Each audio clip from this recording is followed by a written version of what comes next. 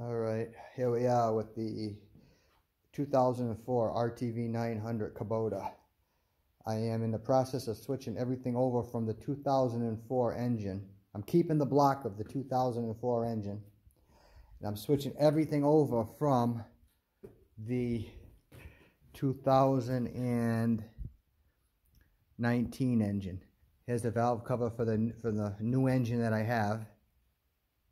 You can pause that and read it. And here's a 2004 engine. So the new engine has a bad cylinder liner. And instead of having it bored, my liners are perfect, almost perfect.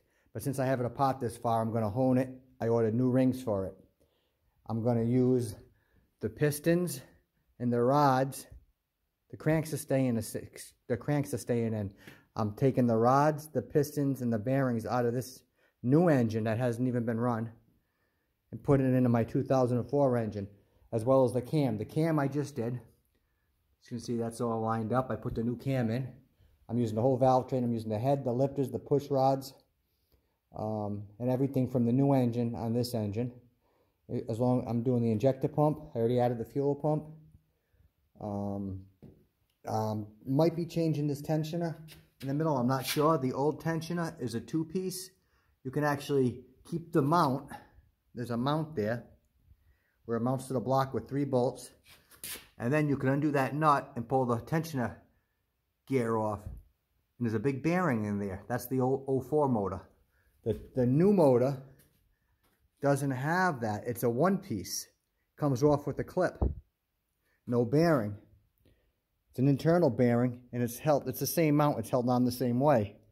I'm not sure which one's better. I don't know if they did this to conserve money and having the big bearing would be better, or this one's better. I got to do research on this and talk to some service techs.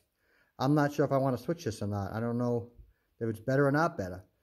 I'm thinking that the bearing could fail on the older one and have more tolerance, which would be bad for wear on the gears. This is a one-piece. Being a one-piece like this, not really a one-piece, you could take the clip off, but it has an internal bearing. Maybe there's less possibility of more play and more clearance here. So they did that. I don't know if they did it for a good reason or they did to cut back.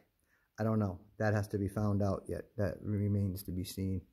I'm probably going to pull the oil pump, put the new oil pump on. I'm putting the new gear cover on, obviously. Here I am. I got the brand new injectors, here. But I have them apart and I have them soaking. I'm cleaning the injectors out, making sure they're all good. I'm going to use the new glow plugs, obviously. I just have them loosened up so I can do a compression check. Once I put the new rings in, hone it, put everything together, I can do a compression check through the glow plugs. The thermostat housing, I had to change just the top. Here is the old gear. Here's the old cam.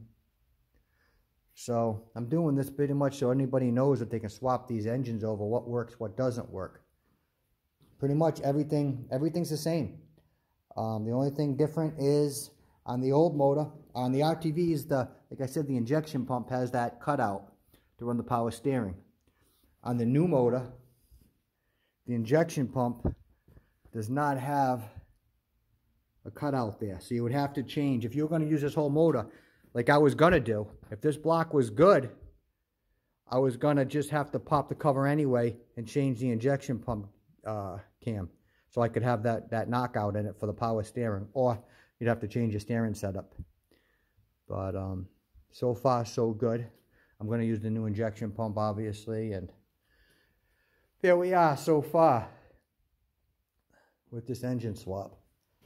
So everything looks to be the same so far. Cosmetic difference, a little bit mechanical difference on that tensioner, but they would both work the same. When I stop pulling the pistons and stuff, I already mic'd the cylinders. They're both 72mm bore, so that's the same. So it doesn't make a difference on the pistons and the rings. Yeah, when I get done with this will be a brand new engine. I'm almost thinking about buying a frame from that place in the Midwest, that Myzix. They have $1,000 for a new frame. So I don't have to do any fixing on this. I'm not sure yet. But if I do buy a new frame for the $1,000, I paid $400 for the engine. I paid $2,500 for everything in the machine. So I'll be into it for about not counting my labor, I'll be into this for about $8,000. But I'll have a completely brand new motor and a brand new chassis for $8 grand. I don't think you can touch these for under 10,000. And that would be a used one with hours on it, of course. Anyway, that's it. Be back to you soon.